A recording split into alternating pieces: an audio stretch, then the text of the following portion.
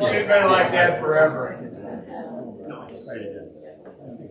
You want to use this Hear one? me now? Yeah. There we go. I just have to get it adjusted right. It's okay. We want to welcome you today to the annual meeting for Sandy Pines Wilderness Trails and the golf course. It's so nice to see everybody. Apparently everybody came last night instead of this morning. That means everybody should have plenty of time to ask questions, and we should have plenty of time for the departments to have their conversations and for Jeff to have his. So I think we'll start with board comments. You want to do an invocation? Oh, the invocation first. Anybody on the board want to lead us? What do we all look at Craig? And Craig, thank. No, all right. All right, let's bow our heads. Dear Heavenly Father, we thank you for all the blessings you've provided us. Thank you for this wonderful place called Sandy Pines.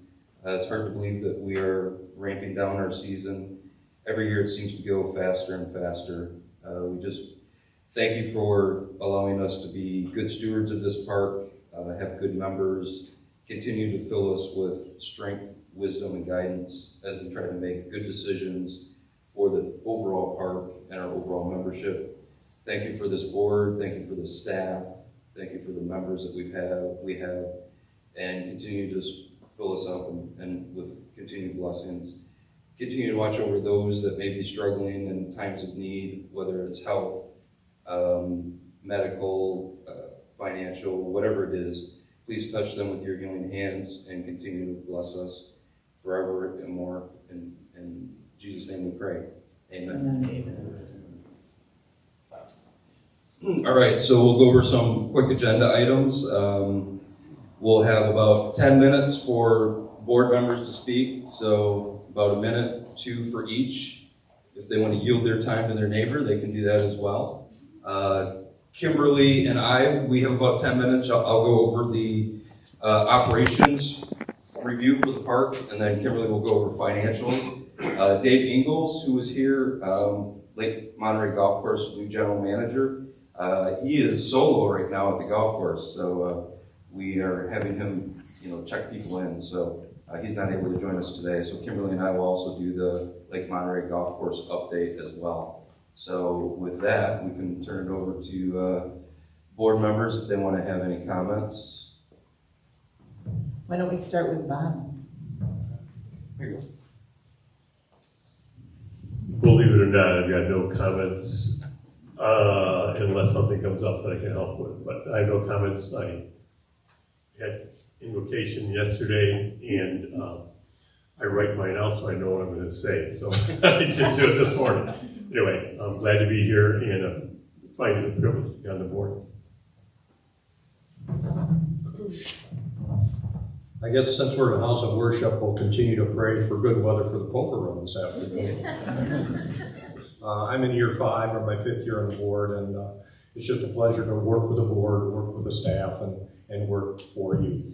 Thanks.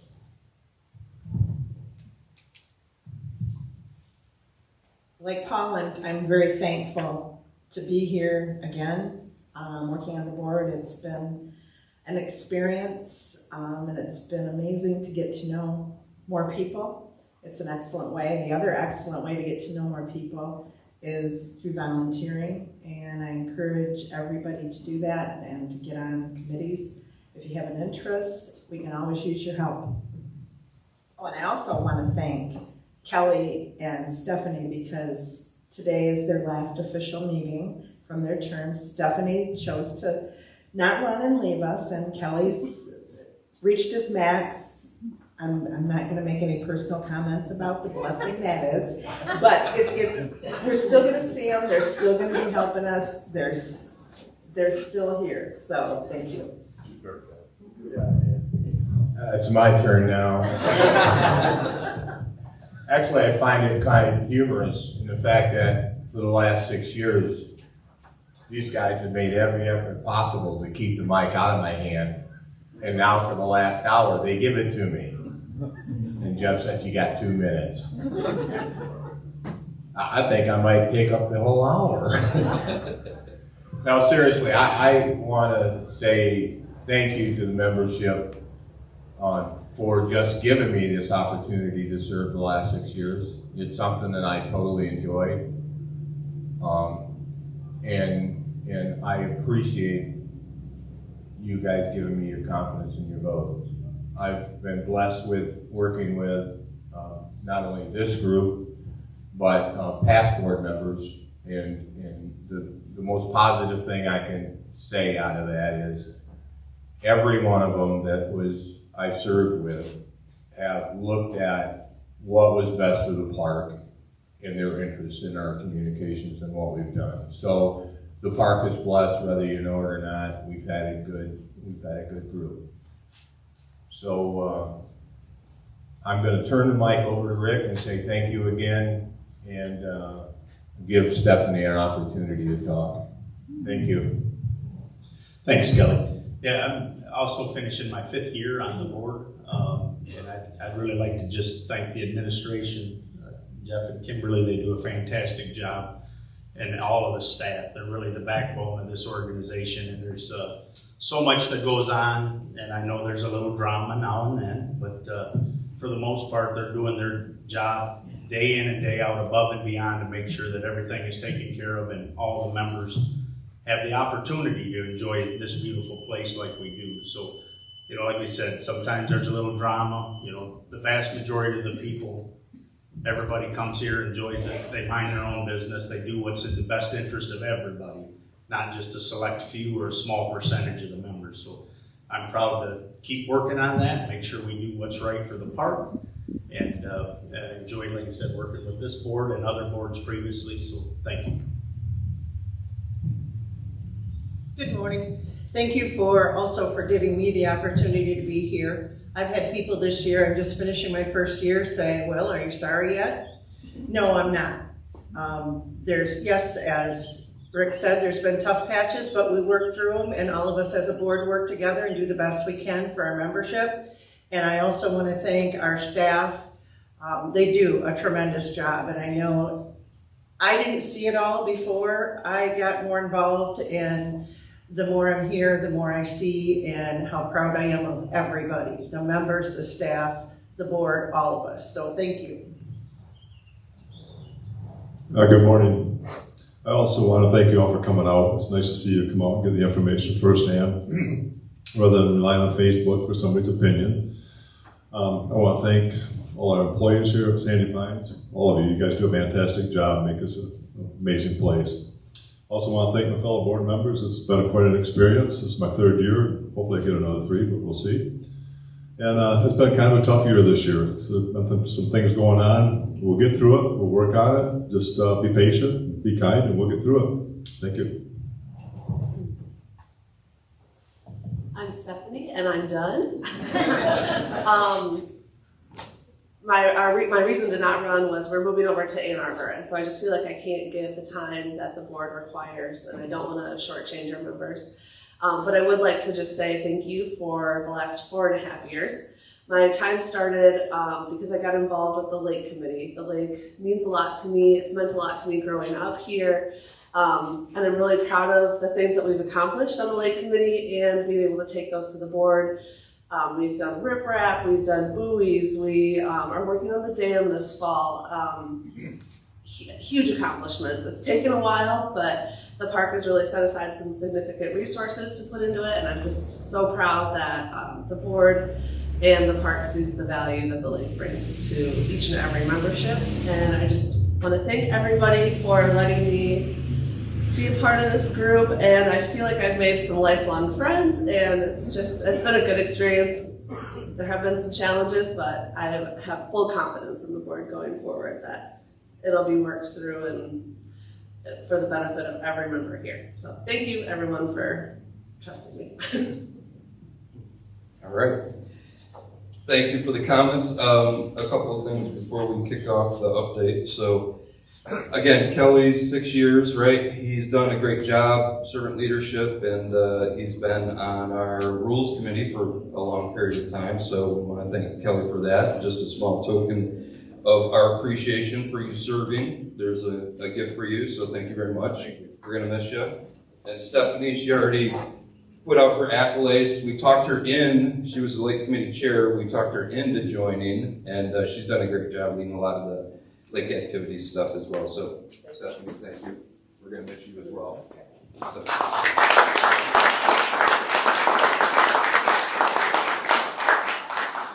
Okay, 32 pages to get through in 10 minutes. That's a joke. All right. So again, just some additional thank yous. There's a ton of people behind the scenes that make this place run. And we would be amiss if we didn't thank a lot of those people. We're not going to be able to hit everybody, but there are a ton of people behind the scenes doing things that the membership doesn't see. So first of all, today, thank you to the chapel committee for allowing us to use this chapel again. This is a beautiful, beautiful venue overlooking the lake, packed every Sunday. They've done some upgrades and some work here, so thank you, chapel committee, for helping us set up and using the facility here. Again, to the board for their leadership. Thank you for allowing me to lead the staff here. We've got a great staff, and allowing Kimberly and I to lead this group and be part of this membership. We're blessed with a great place here. The staff overall, we got a great staff. They do a ton of work for us that you guys don't even know, and they do an awesome job for us, so thank you. Our members for their support. Again, we've already heard the comments here that a little bit of a rocky road this year, and but we'll get through it. Patience, kindness gets us through those things, so we've got great members here.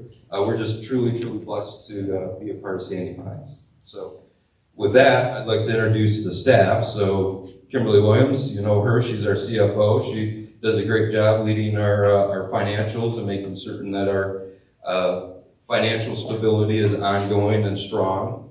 Let's see, you got Ian Mitchell, who leads up the communications. You see him at the board meetings. Done a great job from a communication standpoint, adding little things every year. QR codes, the banners out front at the public safety office so you can scan in for activities. Communications continues to ramp up.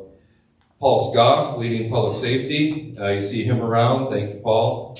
Rana Banga, she's our administration and sales, sitting at the front desk in sales. If Kent and Janelle are out there busy, she is the smiling face that handles you guys.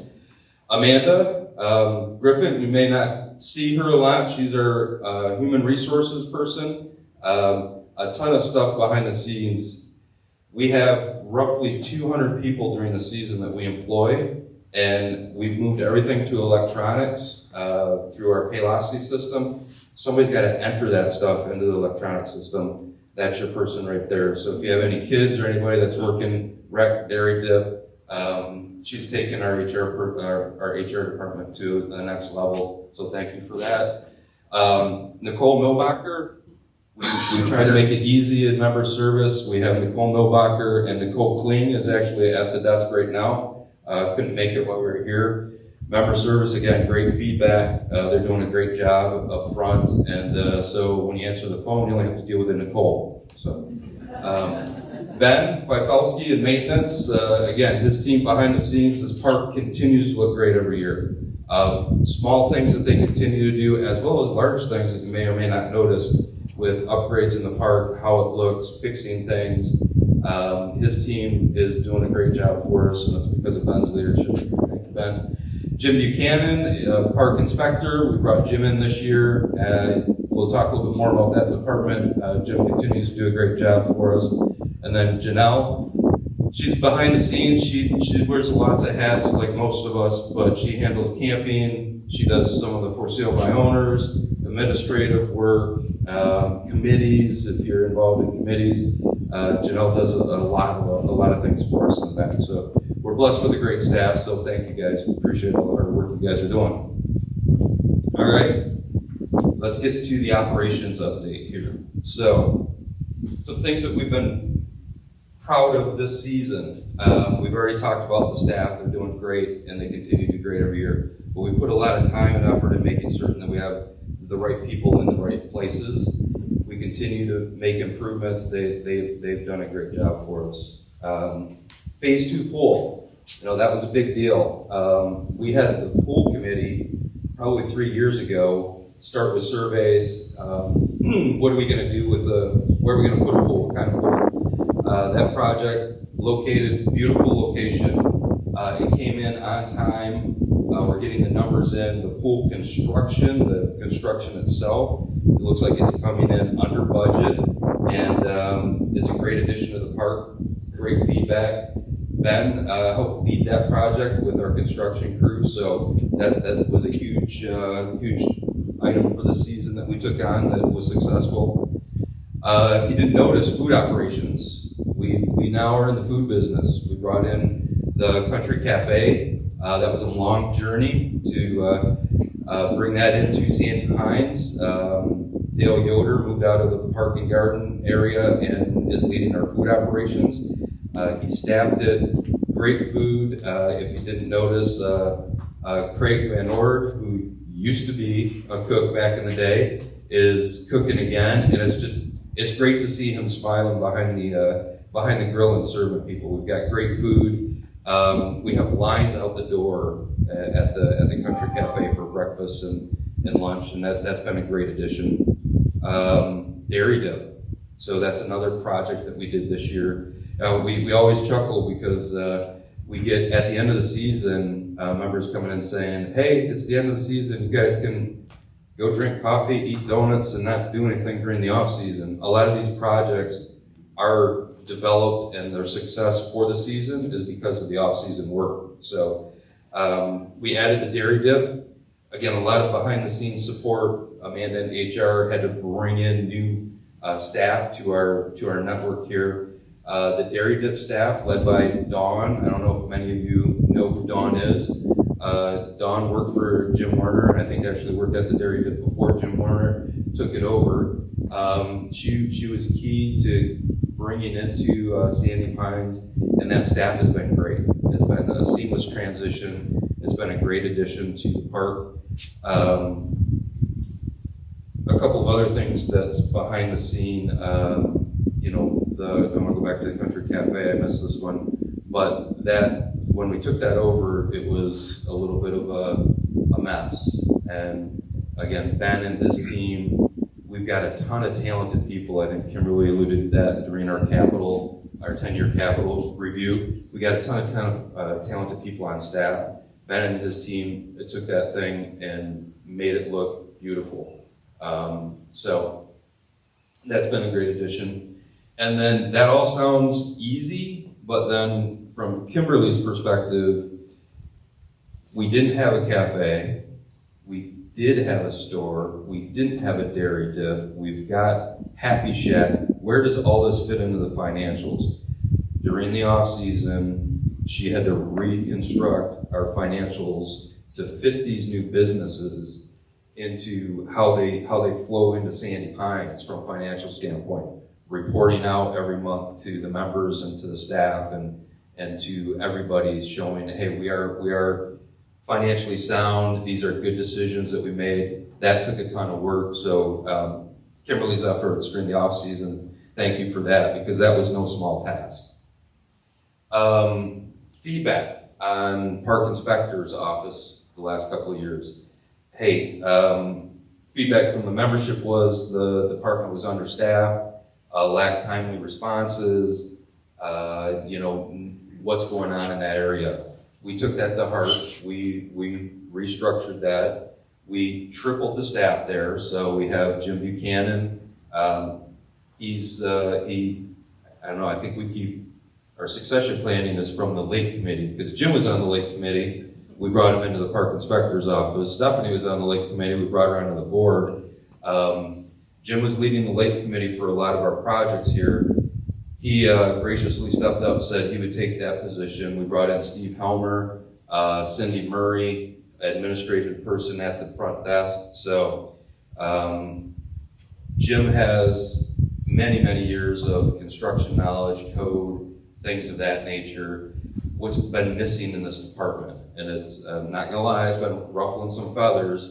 That's okay though, because we need to make certain that we are following the rules, we are compliant with things, and that's been missing. So Jim's brought that knowledge. Steve has a ton of operations knowledge, working for the city of Kalamazoo. He's brought that knowledge into that department. And then Cindy Murray, if you remember Cindy, she was helping up at member service.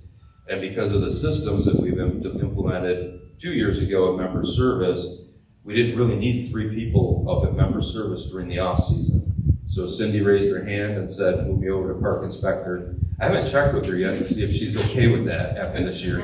But she's done a great job responding to emails, responding to phone calls, setting schedules, keeping Steve and Jim on task. We've seen this throughout the park where it's cleaner, the site cleanup, things of that nature. It's been improved. Feedback has been, hey, I might not necessarily like some of the answers that I'm getting, but they're explaining why the answers are the way they are, what needs to be done, and the park is seeing improvement. And you know, we get comments all the time about unsightly sites. We don't really see that this year. So great job on that aspect. The other thing that the park inspector department has helped deliver with the lake committee is, if you haven't taken a look behind us, the Chapel Point, that took forever to try and get permits and things of that nature. That was done this off season. Phase 2 point, which was eroding, that was done as well. And we implemented some changes to the site cleanup rules, and those have been successful as well. So we heard you last year that, hey, we need some help in that area. It's not what we want, and we've made those changes. So system-wise, we continue to make improvements. Every year we try to add something new to the renewals. The renewals have gone off without a hitch. You know, Kimberly and Shannon, who works for Kimberly and member service every year during renewal, we're waiting for a glitch. It's been working really well. The members have really embraced it, and it's almost a non-event. Maintenance continues to do a great job. Camping and sales continue to do a great job. We've talked about member service as well. So be on the lookout for 2024 department surveys. We always ask for input, and we do take a look at that input. We do hear you. We do try to implement some of the things that you guys bring to us. So look out for those surveys. Moving on to Lake Monterey. Highlights from Dave that he wanted me to communicate.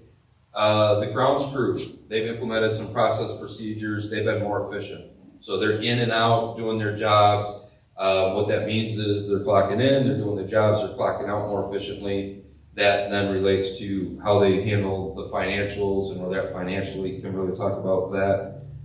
They've continue to add and promote indoor activities, music bingo, karaoke. They've done some other events down there, which has helped boost their financials. And then you get people in there that go, wow, this is a great place, or wow, I didn't even know you had a golf course. And then you start seeing golf start to go through the roof with tee times and people on the golf course. Speaking of the golf course, let's see here. Course improvements. They've added steps at holes 10 and 15. If you've looked, they've trimmed trees. They still haven't trimmed the trees that I continue to hit, but they've trimmed trees. Better play. They've done some nice things around the tee box area. They've got new sponsorship signs for the tee boxes. That hasn't been done in probably 10 years. So you're seeing some of these good things take place at the golf course. The front of the clubhouse was cleaned up. Ironically, again, Dave's not from Sandy Pines. He came in last year, worked with Larry, who I see kind of in the corner over here. Larry trained him, Larry Finkbeiner, and Dave cleaned out the crew clean out the shrubs in front of the golf course, and I'm like, wow, there's memorial plaques there that they didn't even know were there. Now you can see those memorial plaques. He's implemented a clubhouse rental. So he's renting the clubhouse in the back there, food, beverages for parties, and that's been going well. Another Another thing Kimberly has to do on the financials is add another line item, but doing well with that. And so those are some of the things that Dave has been doing at the golf course. What do we need to look forward to in focusing on 2025? The dam project, and it depends on how you want to spell that. That is going to be a major project starting in September, going through November. We talked about it at the board meeting last night. Keep your eye on updates on that. You're not going to be able to drive over that starting September 9th through probably the beginning of November. We're communicating alternate routes. Kimberly can walk through some of the numbers if we need to on the dam on that, but we've tried to limit the financial impact of Sandy Pines as much as possible. It's a huge project. It's going to carry over into our season 2025, but it's going to be for the benefit of the park. It's going to fix a problem for 50 years or longer. So the money is well worth it. Continue to focus in on lake development projects. The Lake Committee still has a ton of things that they're looking at. Sandy Pines 10-year capital, that is coming up in 3 years. We're already putting plans in place to roll out some information. Kimberly did a great job, 10-year capital plan. New point of sale system. Our point of sale system at all of our areas is very old, inefficient. It's wreaking havoc in our financials, accounting team, so we gotta fix that. That's gonna be a focus on the off season. And a couple of bumps in the road that we talked about. The whole trailer modifications and things of that nature. We're going to continue to work on that, gather more information, and come up with a plan for that. So we have much to do, and we thank you for all of your support and all your blessings and patience and kindness. And again, thank you for allowing me to lead the staff here at Sandy Pines. God bless, and I'll turn it over to Kimberly.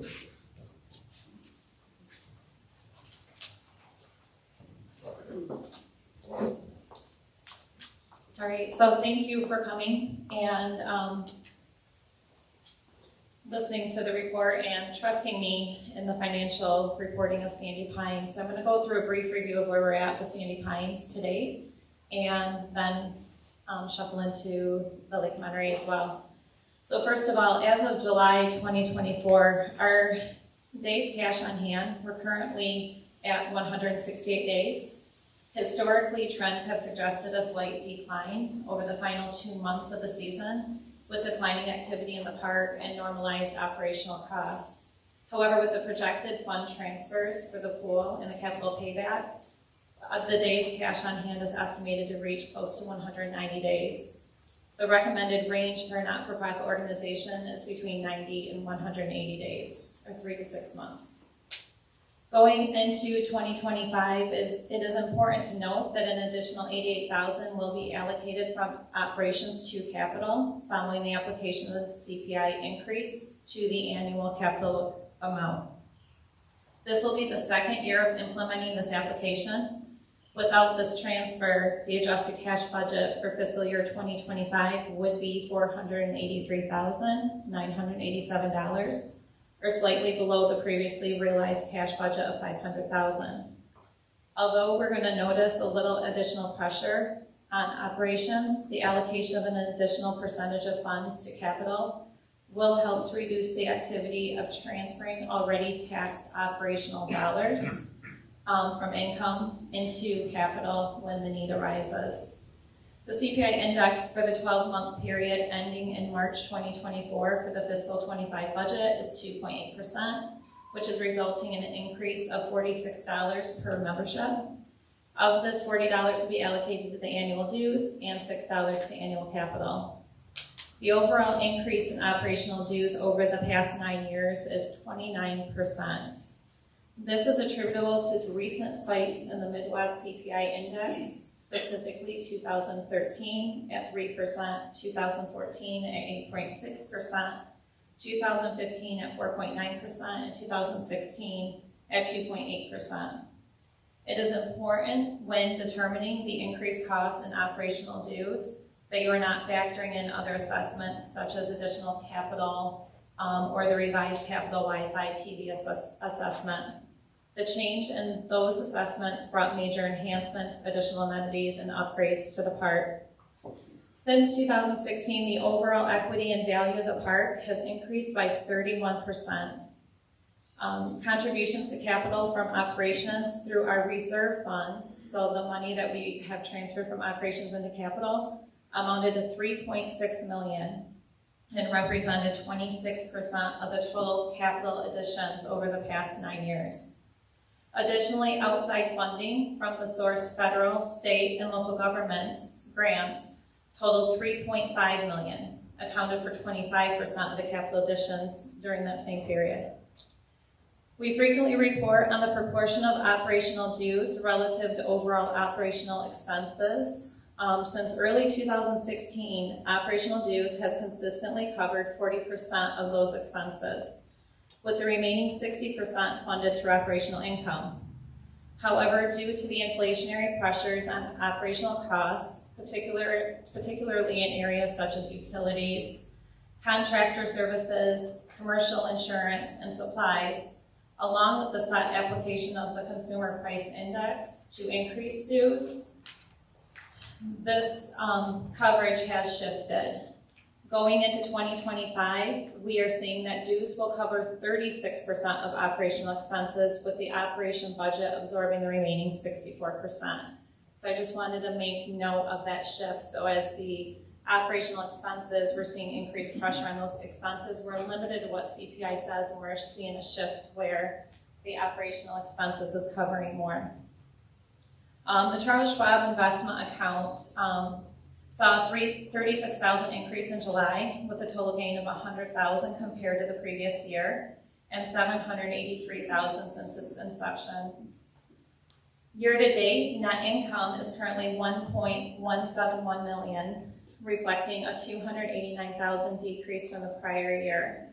As highlighted at last night's budget board meeting, several factors contributed to this decline. Last year's net income did include a $99,000 employee retention credit, which was a one-time occurrence. The cable Wi-Fi payments are $351,000 higher than last year, and that's due to the change in the contract and a full year's billing compared to the prior year that started in January. Utility, and that is reflected in the budget. So in comparison to last year, there's a difference, but it is accounted for in the current budget and the upcoming 2025 budget proposal. Utilities are $150,000 higher than last year, particularly due to increased costs in July that we noticed. Again, we're investigating whether this is due to higher member usage, the warmer summer months, or an increased internal charge related to lake pump or new amenities. So we'll get those answers to you within the next month.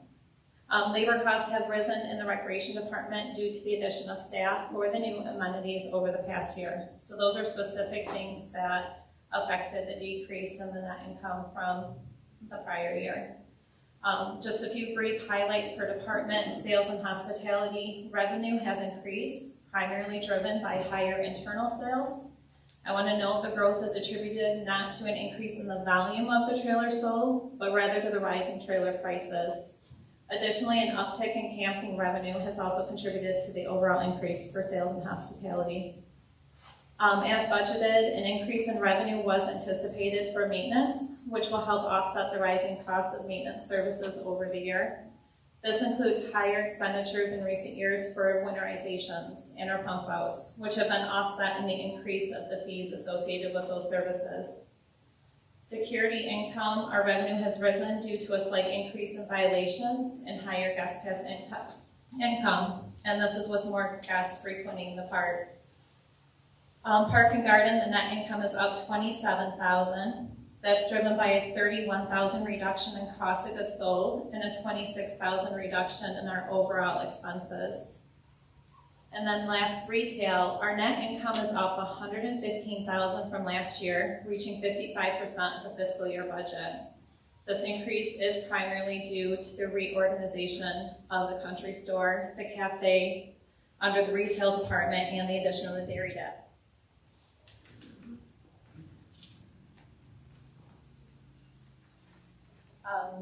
And then also the addition of the gas pump. Gasoline income is up 26,000, meaning 43% of the budget for the year. Everyone wonders where the dairy dip's at. The dairy dip is new, we've always heard, brings in quite a bit of money. The dairy dip's year-to-date net income is a positive 62,000 currently as of the end of July. The cafe is showing a positive net income of 13,000. The country store, when you look at the country store and you net out the income, it's going to show a negative net income of 17,000. I want to highlight there's a lot of inventory in that store yet, and it's mostly due to the higher cost of goods sold, but that will be expected to normalize as the season progresses and will show a positive margin at the end of the year. So overall, Sandy Pines has experienced a strong year and remains to be committed to effectively managing the rising costs associated within the park. We're diligently working to balance these expenses with the set operational dues in relation to CPI being collected. Over the next year, our attention will be directed towards a comprehensive review of the capital budget.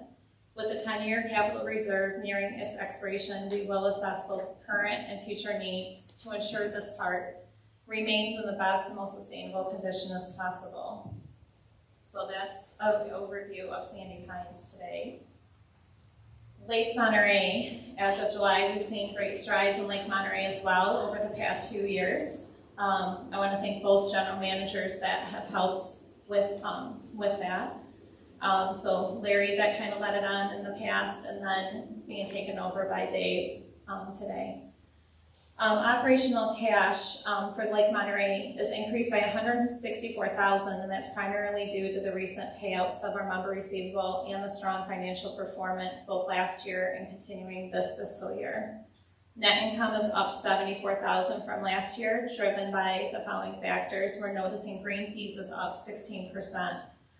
Food sales, even though they're changing the structure and they're not providing all the same food services within food, they're focusing on other areas and activities.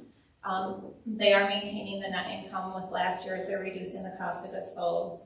Beer and wine sales is up 4% or $6,000. Merchandise sales has a little bit lower overall gross income, but the net income is a $1,300 increase. Salaries and wages is down 13% from last year. That's achieving 81% of the budget to date. This is due to the elimination of the temporary overlapping of general manager roles and then also change in the structure of the labor management there. So overall, total expenses are down 6% or $26,000, achieving 70% of the overall budget. Overall, Lake Monterey has had a strong year. They're dedicated to enhancing its revenue streams through both internal member play and external public play. The success of the golf course has been bolstered by activities such as karaoke, the rental of the clubhouse for various parties and events, both internally and externally. As a result of this positive performance, Lake Monterey is going to plan on making a payment again of approximately $100,000 on the note payable to Sandy Pines, reducing that balance to $280,000. Additionally, you will notice shortly a new payable to Sandy Pines will be on the financial statements related to the recent purchase of the home located within the golf course. And that's within the golf course footprint, so it was in our best interest to acquire that to further secure that land. So that concludes the review of Lake Monterey as well, and thank you. Thank you, Kimberly.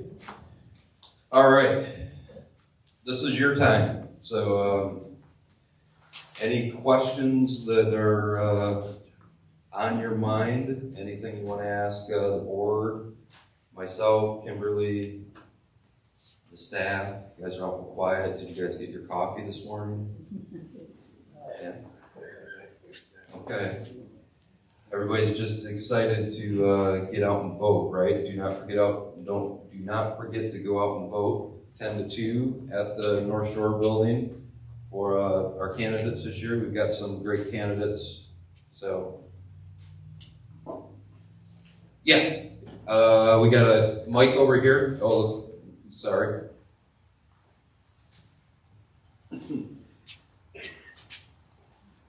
You have your name and site number.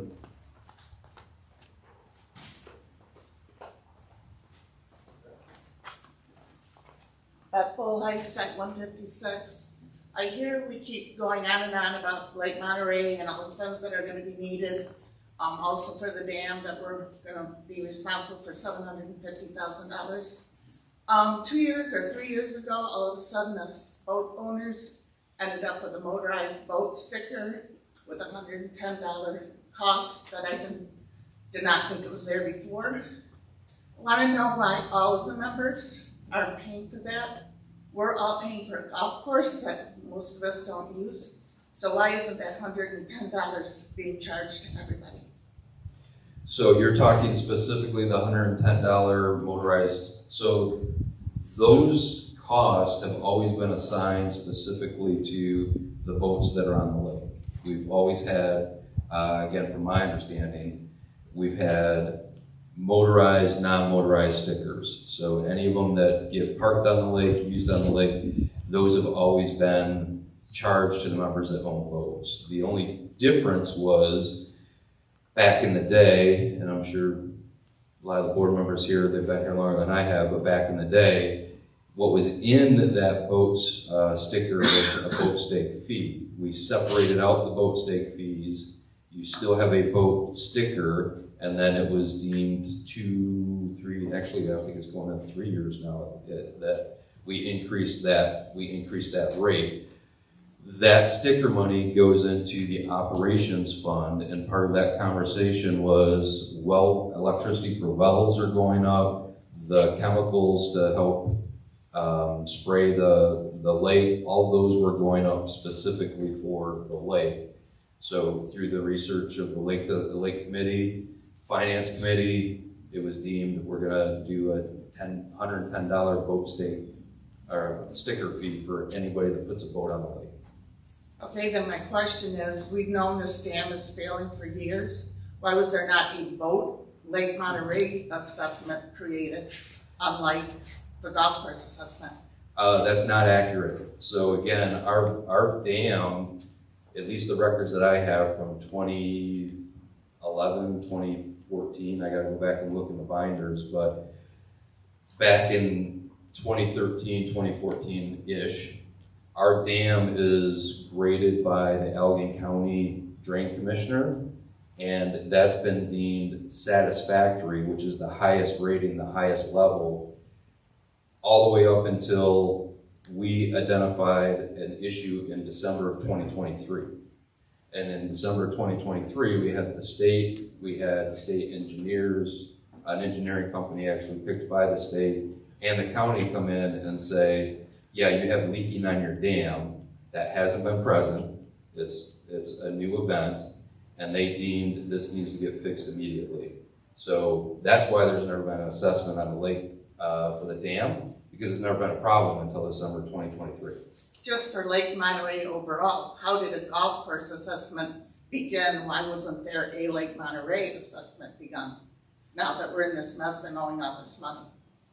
Again, I can't answer why, because the golf course assessment was, again, voted on, from what I understand, by the membership back in the day. So yeah, but that was for 10 years. Yeah, that was for 10 years, yes. Yeah, now we've rolled it into permanent. And that was voted on by the membership as well. Okay. I want to know why we can't or should not create a Lake Monterey assessment. So, I mean, that's a fair point. I mean, we can bring that up, the finance committee, that's a fair point. We can take that down. And so your idea is all of the other fees that are being charged, make those go away, and then everybody uses the lake, have a Lake Monterey No, not lake just assessment. who uses the lake, the entire membership. Yeah, that's what I'm saying. So not just the boaters for the boat stakes and then the stickers and all that, but you're talking about everybody within Sandy Pines. So that's been brought up, I think, earlier this year as well during one of our lake committee meetings. So that's something that we can take a look at and work on. I would think it's only fair to the membership. I don't golf. I'm going to pay for it for the rest of my membership. Right. And I just think the lake is, you keep saying that number money. I said, why haven't we done something to create an amount of money to everybody, not just boat owners, to help cover all these costs that are coming up? Yep, no, that's a fair point. Okay. Let me take One more question. Sure. What fund did the bridge come out? I'm sorry? What money to build the bridge? Came out of the Where'd it capital come fund. So why can't we use some of that money for the dam?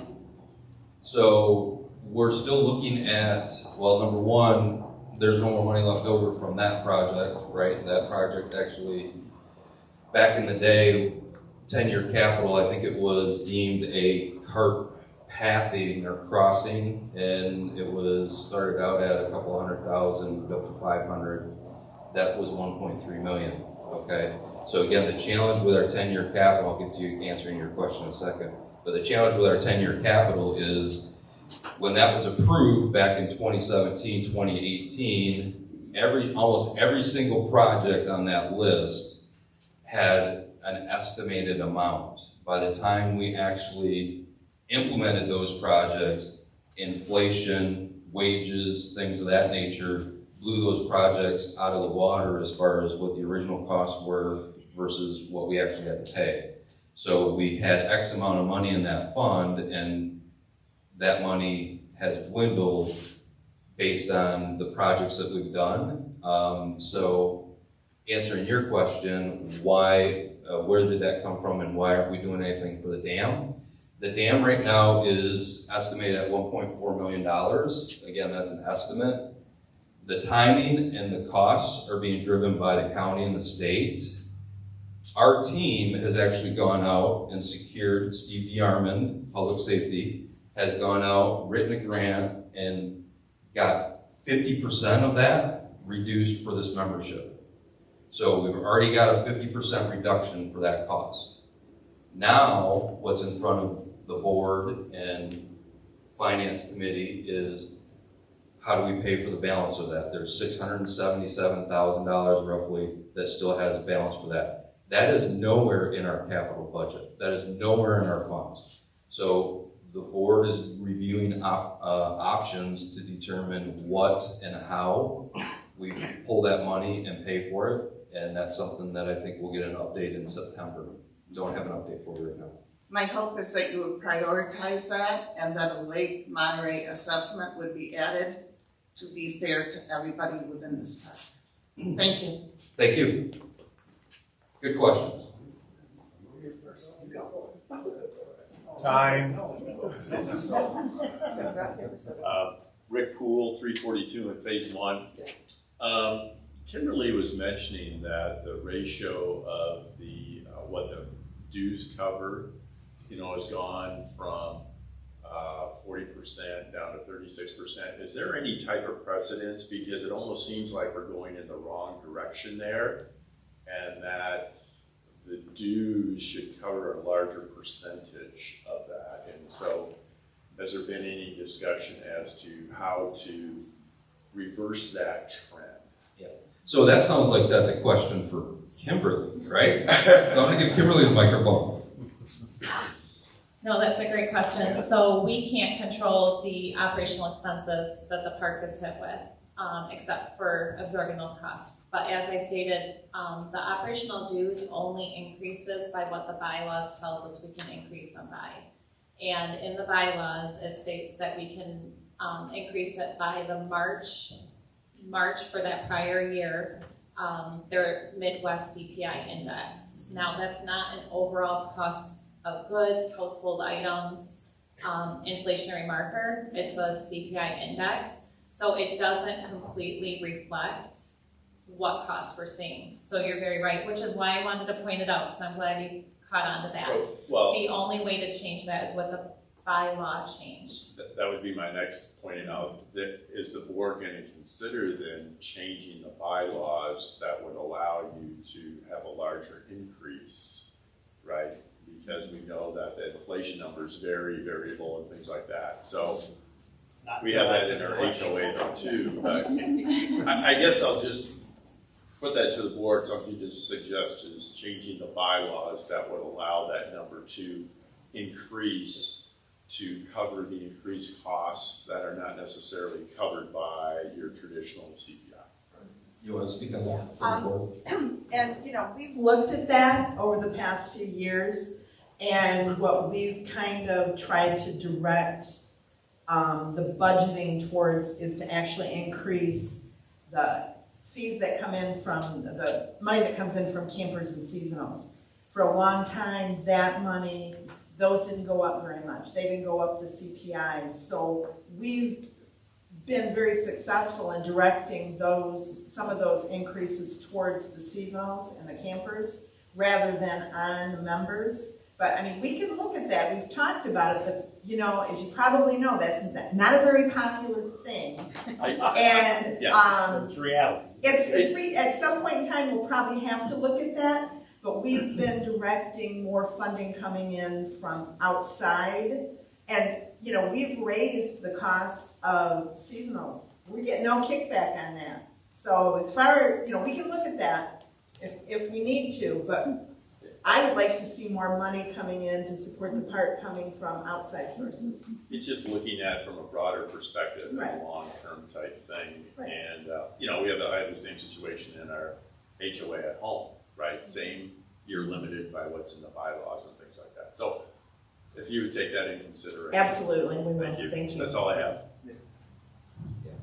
One other comment on that, back to Ellen's point, is we don't want to just go back to the membership and say, hey, we have a problem, so our solution is you pay more. We've gone through and tried to do, back to Ellen's point, some of the other things first, but you bring up a very valid point that those things are helping, but not closing the gap as they should.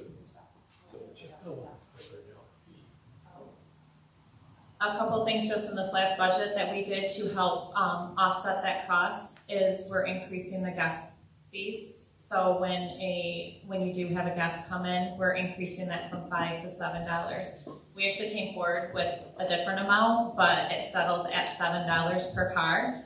But I think the way you look at this, I mean, is right. It's anytime you have inflationary costs, we look at all of our home settings. You can't control the price of things when you go out to the market or grocery store.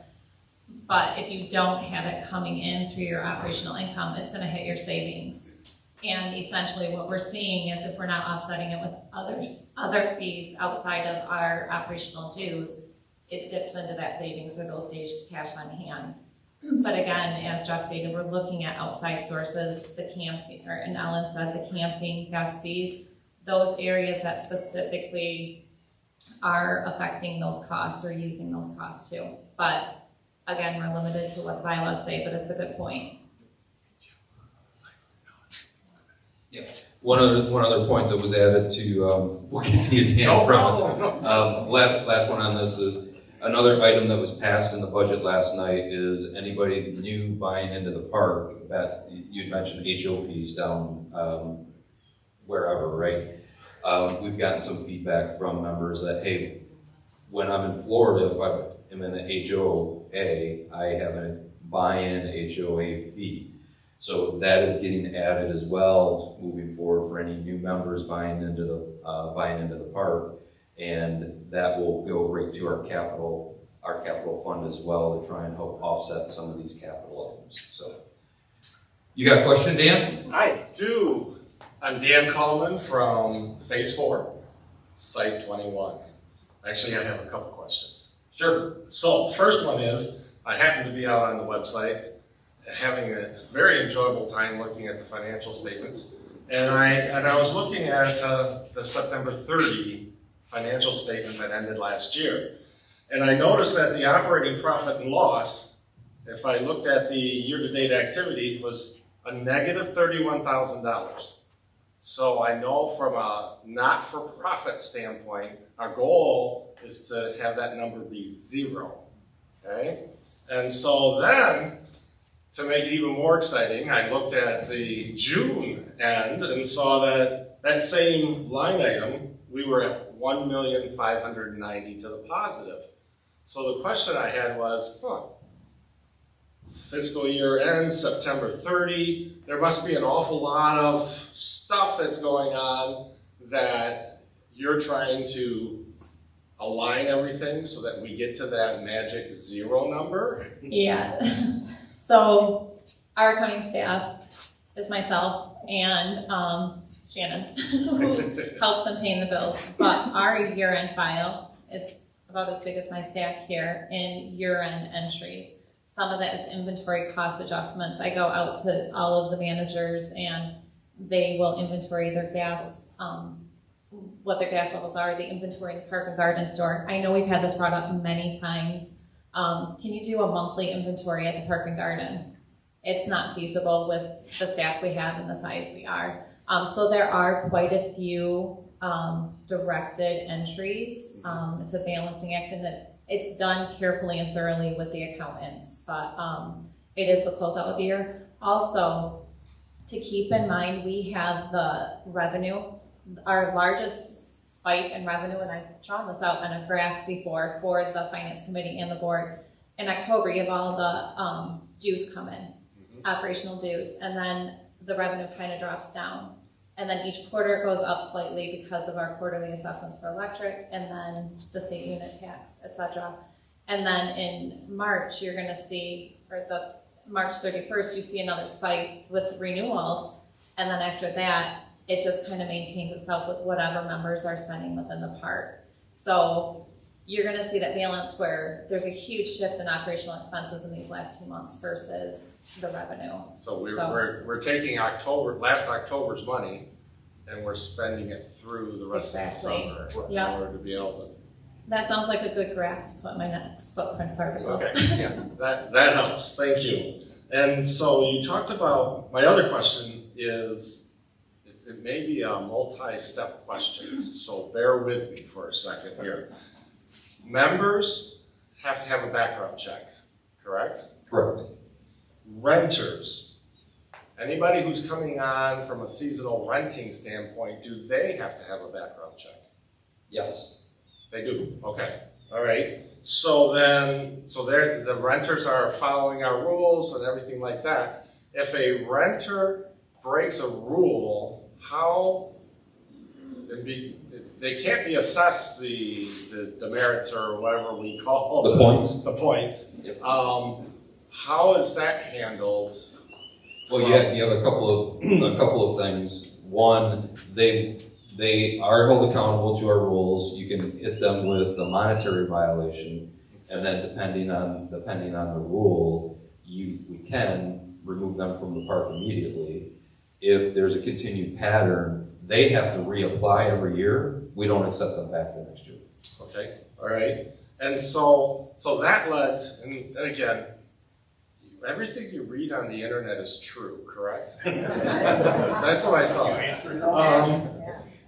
So, and now you have to understand that I don't usually take bags or things like that to the pool, but I heard there was this big uproar about that. And so how did that rule come about? Came about, from what I understand, pretty fast. Did that come because a renter broke rules or a member broke rules? How did that all come to be? That was not a new rule, and that's what you read on the internet. Okay, see? Where did this come from? The board should be able to vote on the rules. Why didn't the membership vote on the rules? That is not the rule, and we've explained this a couple of times, specifically at the pool town hall in June. So, situation, I don't know if it was an associate, a guest, a camper, a member, and quite honestly, I think it's irrelevant because the situation had escalated. The issue was a member came from the adult pool, had a bottle of vodka wrapped up in a towel, dropped it, and shattered it in the pool area where the kids were at. Okay? So the rule is no food, beverage, gum, etc. in the pool. Okay? Mm-hmm. So that's the rule. How we enforce that rule through the policies is what changed. So our staff at the gate, they will kind of peek into your bag, make certain that you don't have anything. If you've got a bottle of Gatorade, a Coke, or whatever, they ask you to go put it on your cart, dump it out. If you got a hot dog in your hand, you can't do that, finish eating it or throw it away. The gate is those individuals at the front. And then once they're in the pool area, we also have staff that kind of wander around. food and beverages have always been an issue with bringing it into the pool area. Okay. And it's been, let's be honest, it's been members, associates, guests, campers, everybody. So once that incident took place, the rec staff came to us and said, hey, can we change how we check people in? We would like it very similar to if you go to a Tigers concert, you go to a Whitecaps game, you go to a concert at Van Andel Arena. You have to either have a clear bag or you have to have a specific size bag that they will only allow in. And that's what we did. And the incidence of having the interactions with get your food out of here, get your beverages out of here has gone down. We unfortunately still see every now and then people showing up at the pool intoxicated, where we have to have them leave. And we have actually taken the next step further to say, how did you get here? Oh, you drove your car, so you're intoxicated here. You clearly drove your car here. We're gonna hit you up with driving while intoxicated in the park as well. So the incidents have gone down, but it wasn't a rule change. It was a policy change on how we checked people in. Okay, that's fantastic. I love it. Appreciate it. Yep.